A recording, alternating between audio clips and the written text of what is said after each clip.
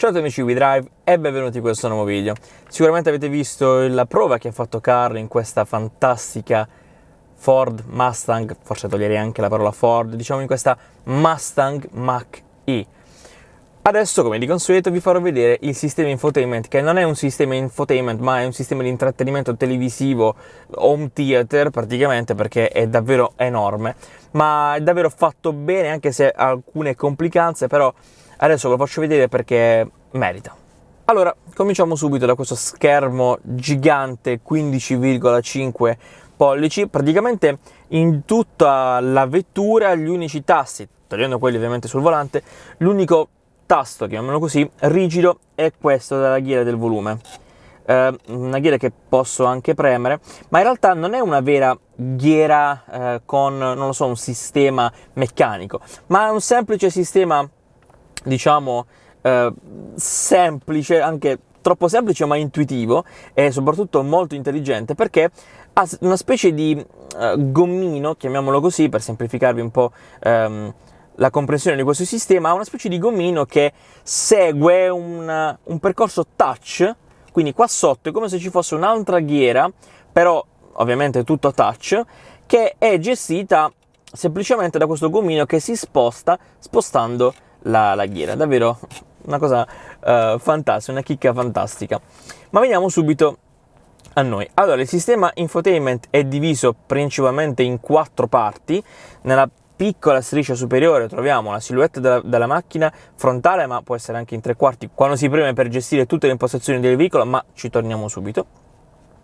Nella parte centrale, quando vogliamo andare velocemente ad una funzione della macchina, allora per esempio facciamo, non lo so, navigazione, quindi clicco sulla navigazione, oppure pressione pneumatici, clicco sulla pressione dei pneumatici, mi dà tutte le varie informazioni.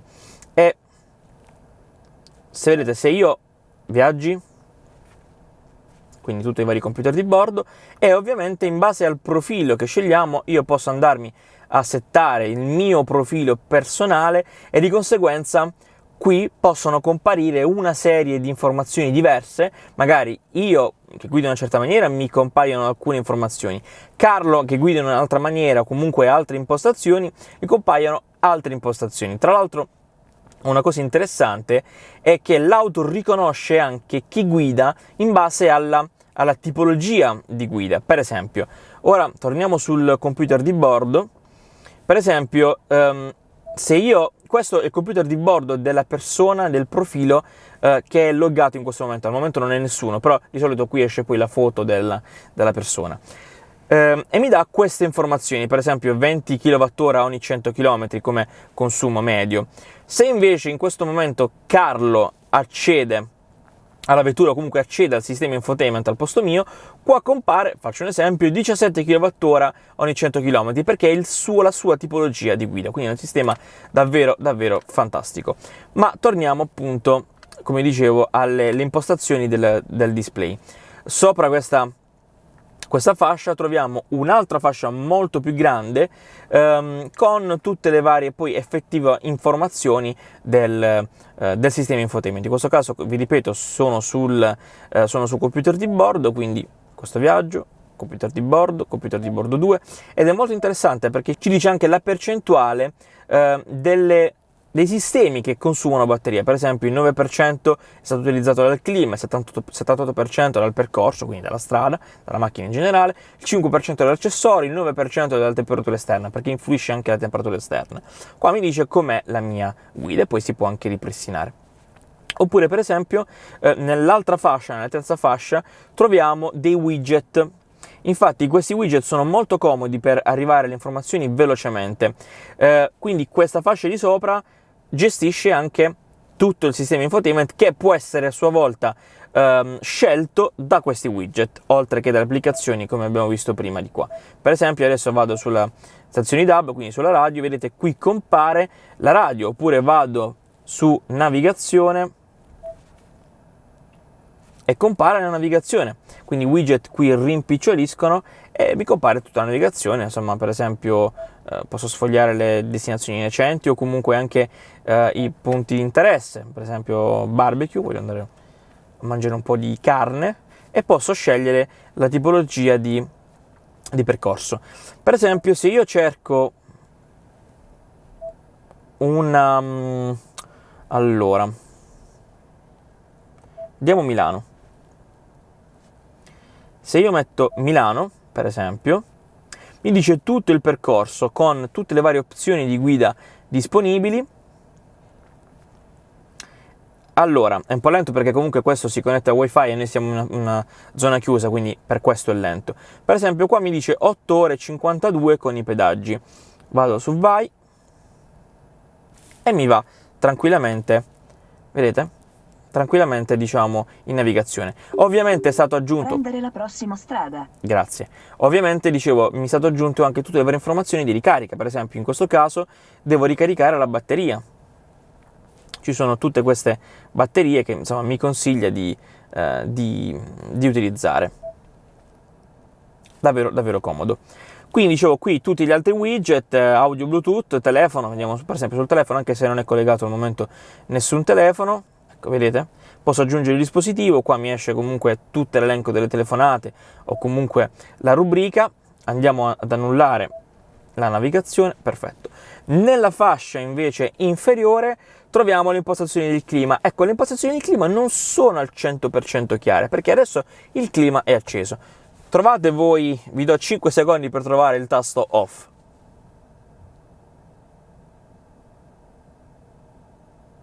L'avete trovato? No, perché non c'è infatti un tasto off. È un po' macchinoso, io posso sì settare, in questo caso, la temperatura, apro e chiudo parentesi, è molto comodo perché se io sto guidando e premo il tasto, non devo necessariamente essere attento a stare in questo binario, ma posso fare così, per esempio, molto molto comodo devo dire. Magari ora fa un po' troppo caldo. Qua abbiamo i sedili riscaldati, il volante riscaldato, qui c'è l'impostazione della ventola. E vedete, soltanto dalla ventola c'è il tasto off. È un po' macchinoso, avrei preferito un tasto off, un tasto che spegne tutto. Qua poi ovviamente tutti gli altri vari sistemi per gestire il clima. Anche qui, cliccando su questo tasto, posso andare a impostare meglio qua il clima, vedete? Così, posso andare a scegliere e impostarlo. Qua è singolo, quindi io posso impostare il vento, l'aria che arriva da lì, qui che mi arriva verso il viso e qua verso i piedi e viene tutto ben illuminato. Qui ci sono tutta una serie di altre impostazioni e poi si spegne. Ripeto, un po' macchinoso il discorso dello spegnimento del clima, però davvero interessante. Un'altra cosa che per esempio non mi fa troppo impazzire, adesso siamo su questa schermata per esempio, no? Vabbè, adesso si è spento da solo, però nel momento in cui io vado a cliccare su determinate impostazioni, per esempio, ecco, andiamo sulle impostazioni dell'auto che adesso da vedere. In questa maniera adesso, per tornare alla navigazione, per esempio, dovrei o andare a cliccare qui e poi andare su navigazione, oppure dovrei fare uno swipe up verso l'alto come su Instagram. È sinceramente un po' scomodo perché non è troppo intuitivo. Anche qui avrei preferito forse magari al posto di questa opzione un tasto home, chiamiamolo così. Torniamo sulle impostazioni della vettura. Abbiamo a sinistra quindi qui i comandi e qua le impostazioni generiche, che sono davvero tante, le vedremo subito. Andiamo nei comandi, abbiamo le tre modalità di guida, la Active, la Whisper e la Untamed. Sicuramente se avete visto il video di Carlo sapete cosa significano, e vedete possiamo semplicemente andare a impostare qui la guida a pedale unico, la selezione automatica delle luci soffuse, qua la I ci spiega che cos'è, e poi il suono propulsione. Quando vogliamo attivare il suono della vettura, diciamo che potrebbe essere un po' una cosa esagerata, ma in realtà è molto silenzioso, quindi è davvero accettabile. Andiamo su telecamera, ecco qua siamo all'interno dello showroom, possiamo vedere tutte le telecamere o comunque a 360, davvero fantastico, o possiamo vedere una 180 o comunque i sensori anteriori, vedete qui, e qua invece possiamo vedere gli angoli a sinistra e a destra e il frontale. Torniamo sulle telecamere, ecco, vedete, andiamo su parcheggio. Parcheggio, qua c'è il tasto P, in Park Pilot, praticamente per fare il parcheggio automatico, che è un tasto che c'è qui vicino alla ghiera del cambio. Poi abbiamo accesso, tutte le varie impostazioni di accesso, quindi questo per aprire il vano portabagagli, la luce della presa di ricarica, accendere e spegnere, e lo sblocco del cavo di ricarica in corso, ma in questo caso la vettura non si sta caricando. Guida assistita, qua ci sono tutte le varie impostazioni della guida assistita. Vedete, abbiamo il cruise control intelligente, l'assistente di limita di velocità, oppure per esempio l'assistente anticollisione, il ritardo telecamera posteriore, il bliss, l'avviso contromano, che è molto importante per tutte quelle notizie che si sentono di persone che vanno in contromano, e controllo di trazione, auto hold, driver alert, davvero tanta roba. Ora torniamo sempre sui comandi. Abbiamo la modalità valet, che è insomma, si inserisce un pin e la vettura viene, diciamo, bloccata, quindi alcune impostazioni dell'auto vengono bloccate, quindi il valet può fare davvero poco con questa vettura. Andiamo nelle impostazioni. Andiamo su audio, le impostazioni sono davvero tante. Qui abbiamo il bilanciamento, vedete il bilanciamento e il fader, abbiamo le varie impostazioni della radio, per esempio l'infotraffico, i notiziari e così via, vedete un sacco di informazioni. Elenco telefoni, qua ci sono tutto l'elenco dei telefoni che di solito sono connessi. Carica, qua possiamo andare a gestire, vedere le impostazioni vedere la percentuale di carica, in questo caso abbiamo il 25%, poi abbiamo la programmazione di carica, partenza comfort, quindi per esempio quando mi immagino in inverno o anche in estate quando fa molto caldo, vogliamo preriscaldare o pre-rinfrescare la vettura, possiamo farlo senza problemi. Qua i profili personali, come vi dicevo prima, si può creare un profilo e praticamente possiamo mettere il nome profilo, collegare la memoria della posizione di guida, aggiungere una foto, collegare una chiave specifica al telecomando e collegare un telefono, perché per esempio quest'auto la do a mio figlio 18enne, anche se non la può guidare, diciamo 20enne, non voglio che va troppo veloce, voglio che abbia una guida un po' più responsabile, posso andare a impostare determinate cose quando la guida lui. Guida assistita l'abbiamo già visto precedentemente. In generale, le varie impostazioni del veicolo abbiamo timer spegnimento veicolo, questo lo vediamo adesso, entrata uscita agevolata, my key, tutte le varie impostazioni, ragazzi, sono davvero tantissime, guardate, sono davvero tantissime. L'illuminazione interna, l'illuminazione esterna, la chiusura, davvero tanto. Qua si può impostare il codice della portiera. Guardate, sono un'infinità. Torniamo alla cosa forse più importante, avviso sedili posteriori occupati. Vediamo, vedete qua ci ricorda nel momento in cui spegniamo l'auto, poi magari ve lo faccio vedere se lo fa anche se l'auto è ferma, non vorrei lo facesse quando l'auto ha viaggiato. Quando spegniamo l'auto c'è scritto controlla i sedili posteriori. Purtroppo ci sono notizie brutte quando, soprattutto in estate, vengono dimenticati i bambini nei sedili posteriori. Questa funzione è davvero ottima. Poi andiamo sulle impostazioni generali del veicolo, anche qui ce ne sono davvero tante, ma comunque parliamo di impostazioni un po' più tranquille, per esempio le unità di misura, il beep del touchscreen, vedete fa un beep e adesso non lo fa più, per esempio. Andiamo sul display, schermo vuoto, luminosità, modalità quadro strumenti, modalità display centrale, per esempio ora è modalità chiara, c'è anche la modalità scura che è davvero molto bella. Torniamo alla modalità chiara per farvelo vedere meglio. Orologio, si può impostare l'orologio, la connettività, si può impostare il Bluetooth, si può impostare la rete Wi-Fi, tante cose. Wi-Fi hotspot, perché questa macchina ha anche una SIM integrata che fa da Wi-Fi. Aggiornamento di sistema, perché si può fare su questa vettura, come tutte le vetture elettriche, degli aggiornamenti over the air, quindi davvero un telefono praticamente fantastico. App cellulare, questa vettura ha un'app per il cellulare che può essere controllata e la vettura può essere controllata al 100% dal cellulare. Possiamo avviarla, possiamo alzare i finestrini, abbassare i finestrini, aprire il baule solo posteriore, quello anteriore no, e questa è una cosa negativa, e tante altre funzioni. Partenza comfort l'abbiamo già vista, controllo vocale semplicemente per la guida nei comandi vocali, per chiamare qualcuno, per impostare la navigazione, luci soffuse, vedete, possiamo scegliere le luci dell'ambiente, davvero molto bello. Inoltre quest'auto come potete vedere qui, ha Android Auto e Apple CarPlay. Una cosa un po' strana, soprattutto su Apple CarPlay, vedete questa fascia? Beh, questo è tutto Apple CarPlay, è davvero gigante, le applicazioni sono grosse così, forse un po' esagerato, però devo dire che comunque è un ottimo sistema. Davvero fantastico, ripeto, non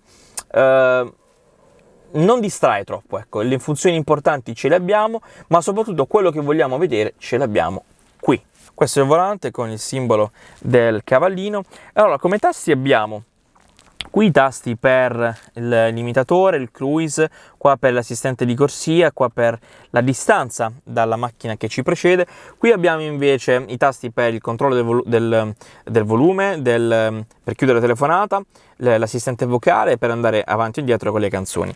Veniamo qui, adesso voi state vedendo dei sensori, praticamente visto che questa è la guida autonoma, questi sensori che vedete viola non si vedono in realtà, io non li vedo. Questi sono dei riconoscimenti che praticamente ti permette l'auto riconosce il tuo volto e soprattutto capisce se sei stanco o meno. Quello che invece vediamo qua sopra, perdonate questa striscia rossa che vedete, ma purtroppo essendo uno schermo LED purtroppo flickera. Allora, il sistema è molto molto semplice, non si può controllare e abbiamo qui la marcia. Qui questi due pallini sono praticamente, qua dentro ci saranno i segnali stradali, qui abbiamo la velocità, qui il segnale delle cinture, qui abbiamo i chilometri percorsi, qua il discorso del mantenimento della corsia, qua va tutte le varie impostazioni, con la macchina spenta, la macchina accesa, la funzione One Pedal, questa qui che vedete qui, questo è il freno a mano. A sinistra invece abbiamo il discorso dei fari, quindi accesi o spenti, la temperatura, l'autonomia e l'autonomia sia in chilometri sia in percentuale.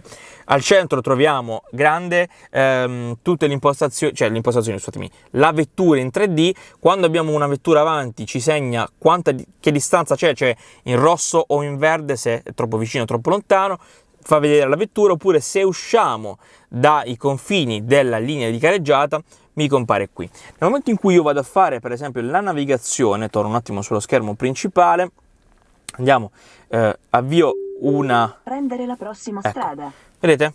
Qua compare non una navigazione ma dei semplici segnali stradali, è davvero abbastanza comoda. L'unica cosa che sinceramente avrei preferito, ecco qui ho disattivato la navigazione, è avere un minimo di controllo, non troppo. Per esempio io adesso magari voglio vedere quanta autonomia ho, però magari voglio capire come sto guidando, magari un piccolo indicatore qui se sto guidando in maniera green, se sto guidando in maniera diciamo un po' più pesante, almeno capire queste informazioni base, però davvero il sistema infotainment è fantastico.